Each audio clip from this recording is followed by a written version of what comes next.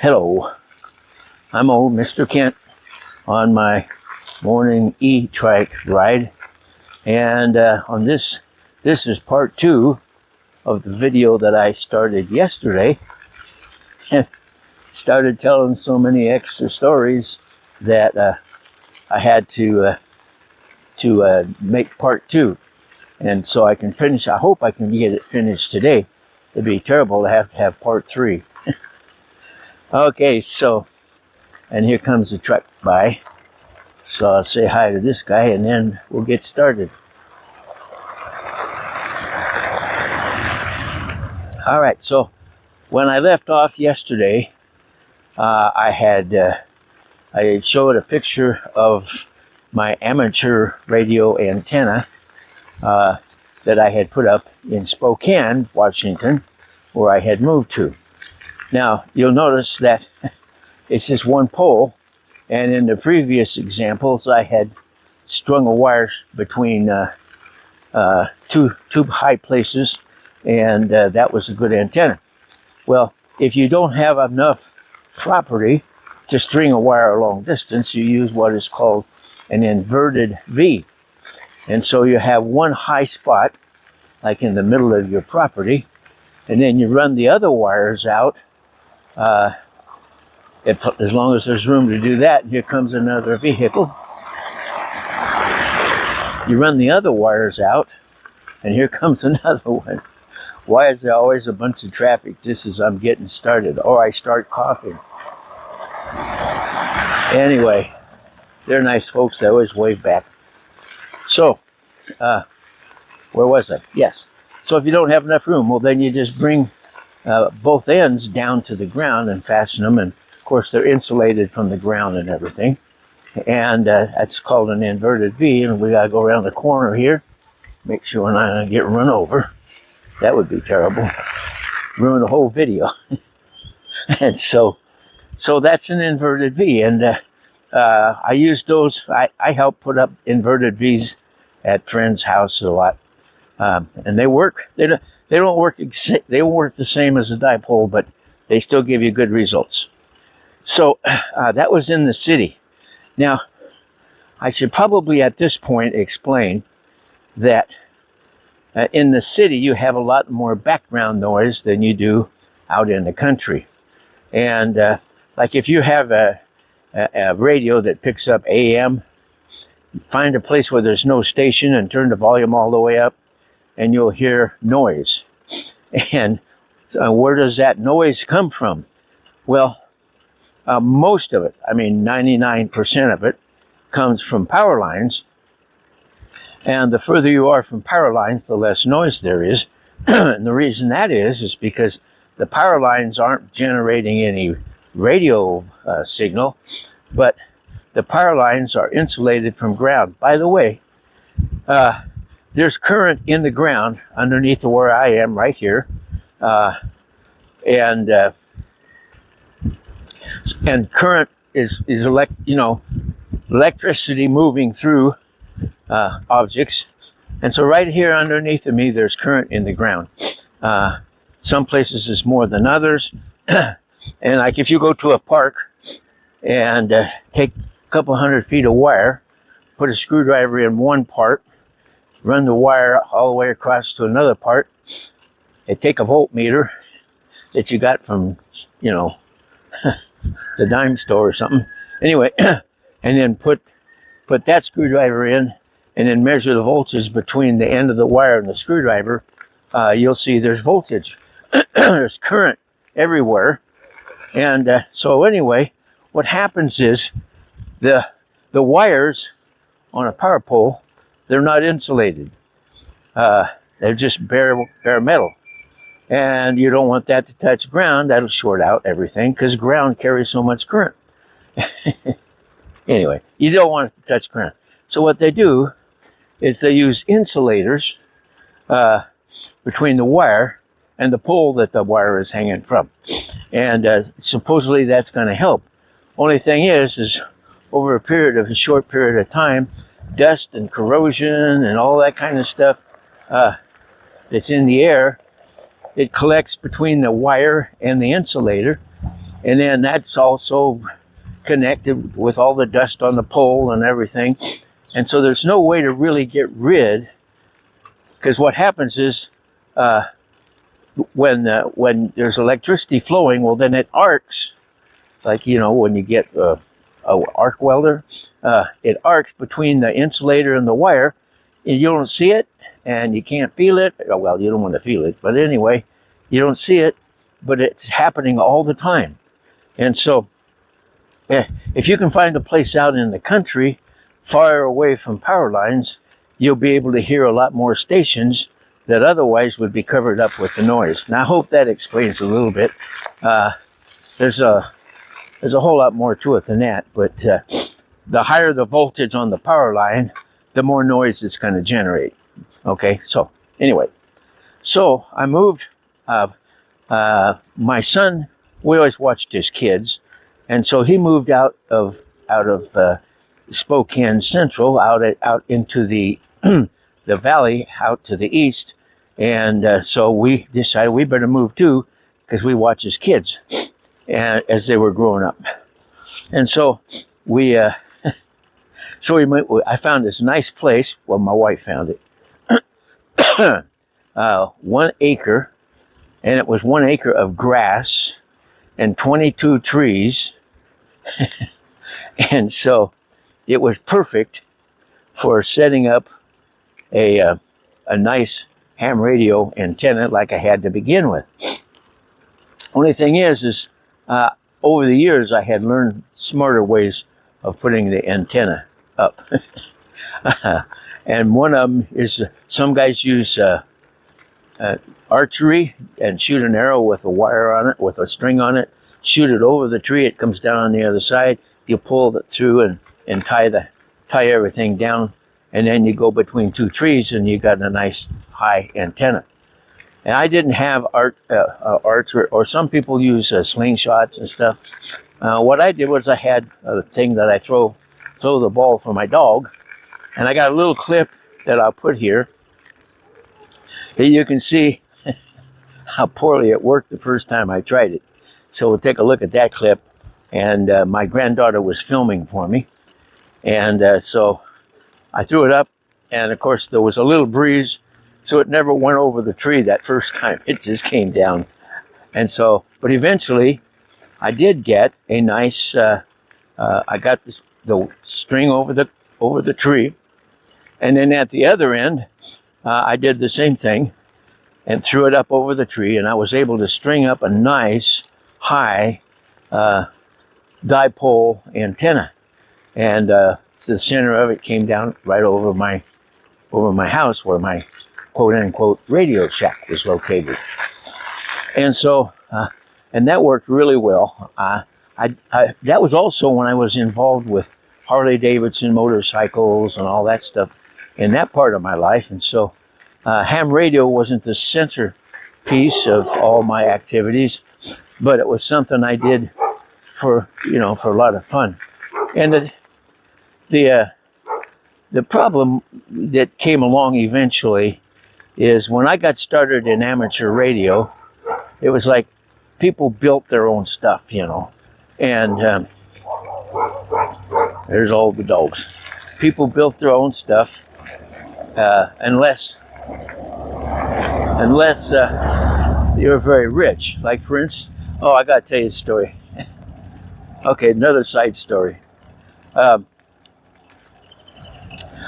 When I got my ham radio license, I didn't know there was a ham radio club where they would help you get your license. I just did everything on my own. I remember learning the Morse code and then sitting and listening to Morse code on the radio, and then I'd pick out that note or pick out that letter, and then, there's another one I know, and I'd pick out.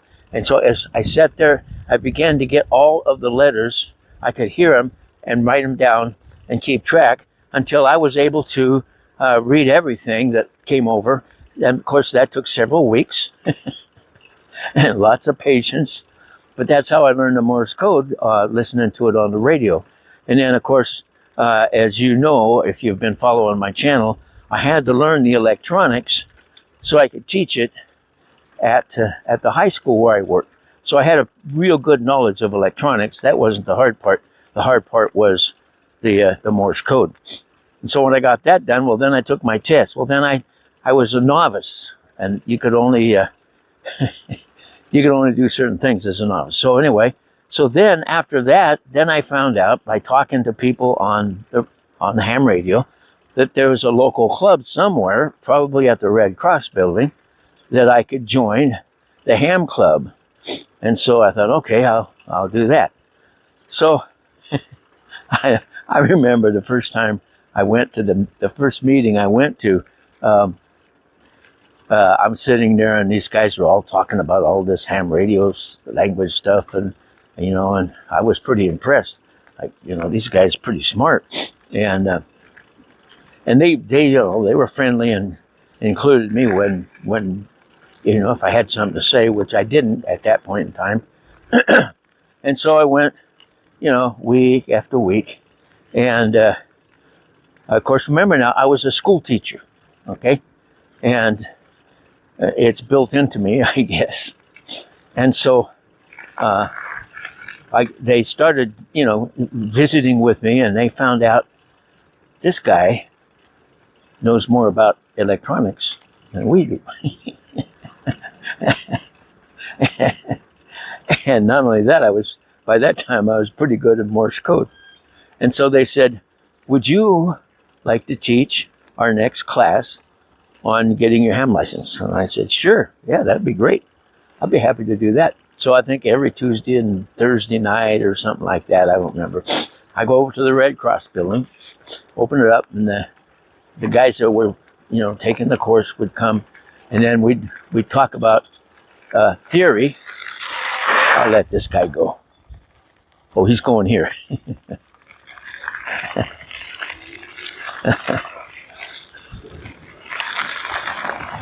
There you go. And so, and then I would start. I had a key and an oscillator, and I'd start sending Morse code, and they could practice their Morse code. And if I'd have known about that, I'd have got my license a lot sooner. I didn't know they had those kind of classes. So I was teaching that class. Well, the reason I say that is because there was this doctor and his son, really nice guy, and his son, and they took the course, and then he was wealthy, like I strung my wire, climbing the tree, and all that stuff. Well, he bought a tower, put the antenna on top of the tower, and he bought all the kinds of equipment that you could ever want, put it in his ham shack, and then he oh, here comes my little friends. I'm going to turn around and go the other way. Just go the other way, and then we'll just finish this going this way. So I don't want him to get run over. So anyway, but he got it hooked up and it wouldn't work. So he asked me if I'd come over to his house and troubleshoot. Well, of course, he knew nothing. It's fun though. It's fun to laugh. He was a nice guy. And on the back of the radio, you had these screws you loosen and put a connector under it and then tighten it up. Well, he did that, but he had them all touching each other and everything. So once I got that started, that fixed up, well, then he was on his own, on his way. And so, anyway, that's the kind of people that they didn't have to build anything. They just bought it and ran it. I think I'm going to go back and probably have to go through. I'm getting close to the high traffic area, so I'll probably go really fast through that, and then we'll get over to the next like I did before. But anyway, so that was just a little side story that I taught all their classes for them, and I even got to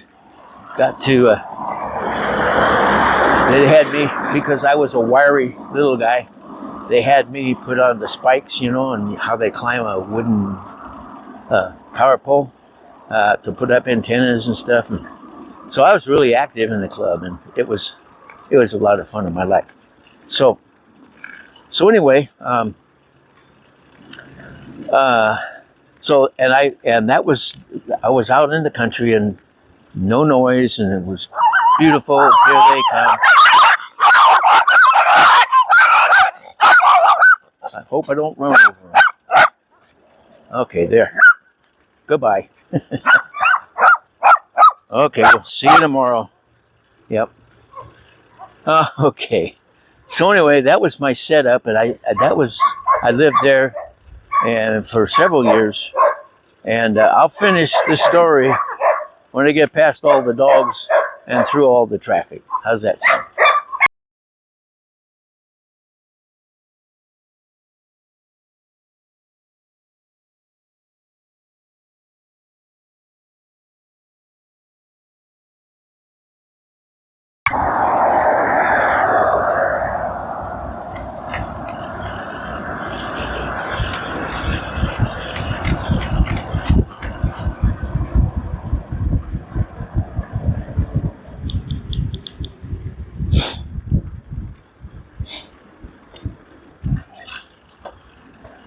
Okay, I made it through without having to punch in the code. By the way, somebody asked me about that in the last video. I punched in the code, whereas always before I had to wait for somebody to come through.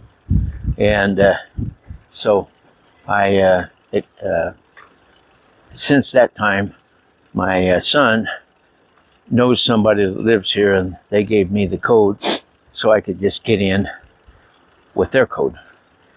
And so anyway, did you know, by the way, I was figuring out, I think it was this morning, in about 2 months, I will have been alive for 30,000 days.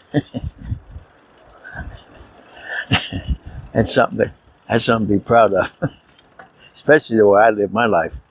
Okay, so these people, I got that part done.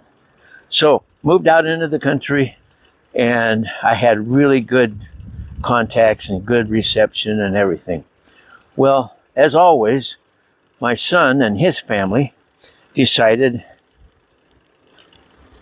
that they would move to Arizona. And of course, we watch his children.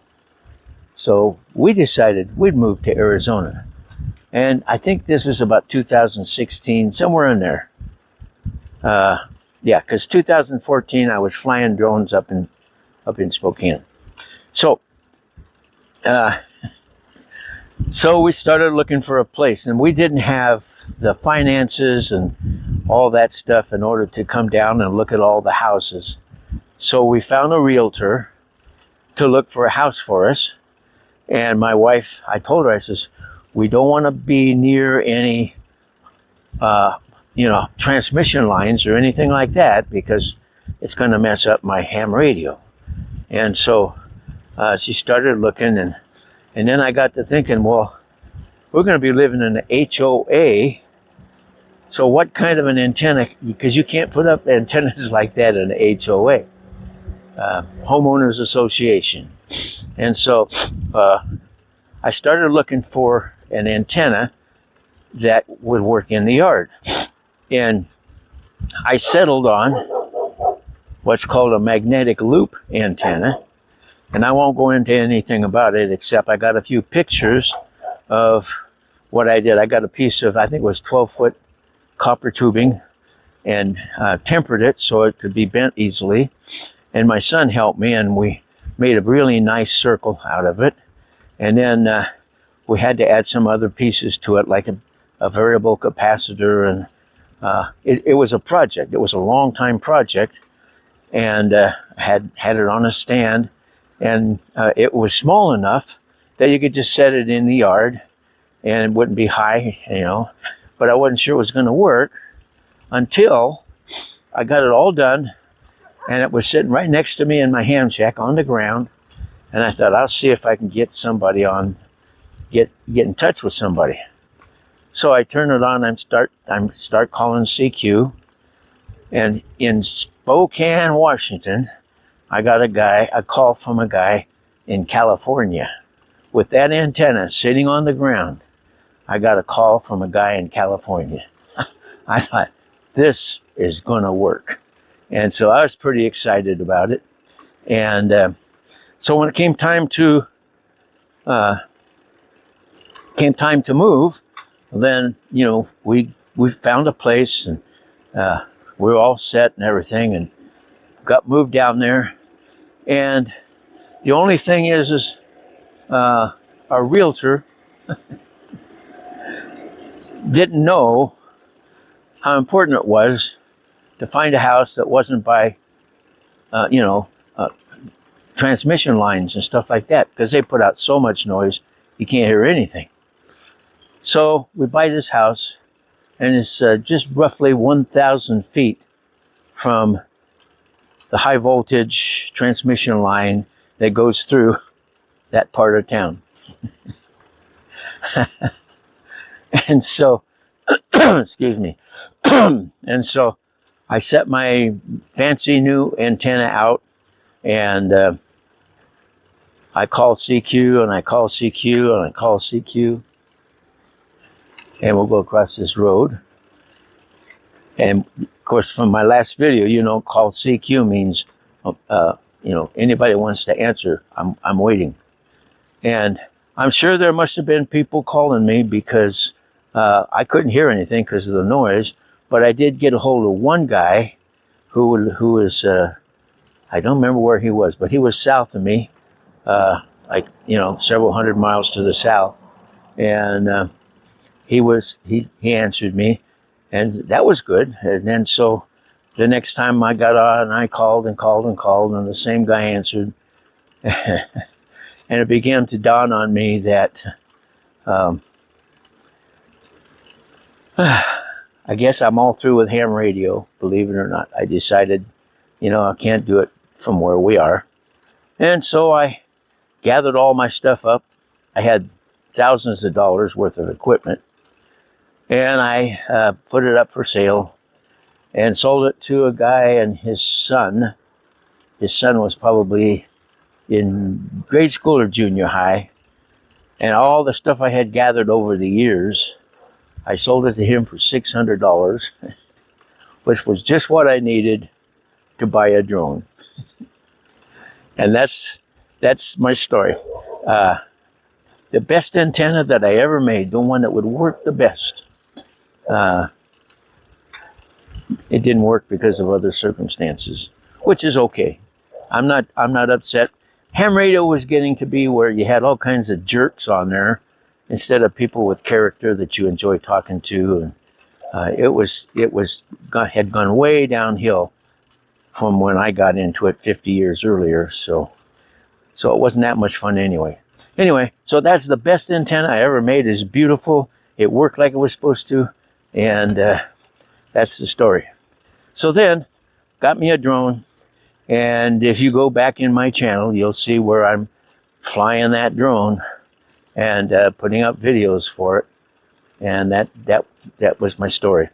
So sorry I had to take two time, and this is going to be a long video. So anyway, can't think of any more stories. I want to thank you for watching my video, and God bless.